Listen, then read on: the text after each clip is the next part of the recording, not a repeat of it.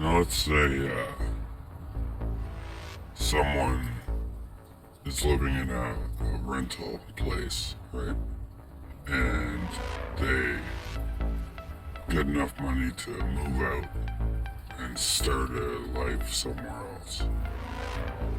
And they leave behind their appliances, right? And then, say a month goes by before the landlord's notice or whatever, and there's crumbs and stuff, and maybe a window's open. Anyway, so bugs get in the house, and then bugs get in the appliances that they left behind. You see, and then the landlords get all these extra appliances now that they own, and they keep them in a storage facility on their property somewhere, right? Now these bugs get into all the appliances, right?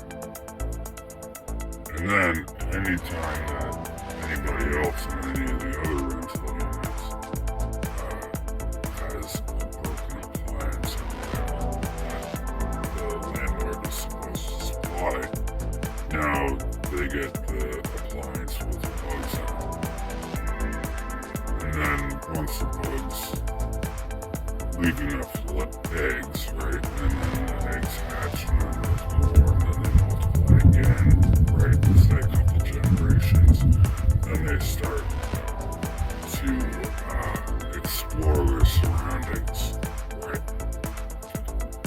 Then you start noticing it, but it's already too late once you start noticing it, right?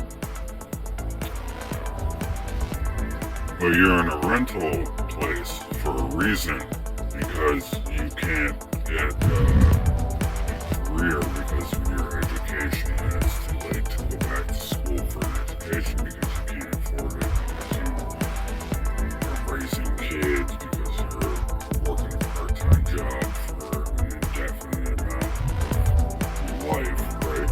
And then you find yourself in a situation where now you have these bugs in your living space that you can't get rid of because you can't afford to get rid of it because the price of getting rid of them is so high. You see what I'm saying? This is how Satan works. He does things like this. He sets up situations to happen beforehand. Right?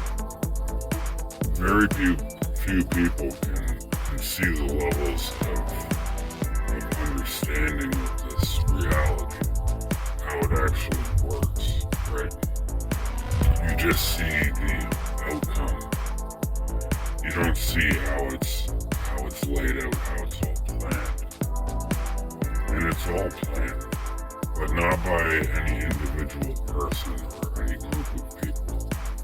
It's from him up there. Right?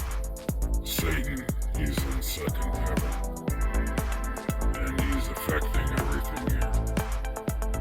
He's the king of this world for a reason, not because he owns everything, because he runs everything.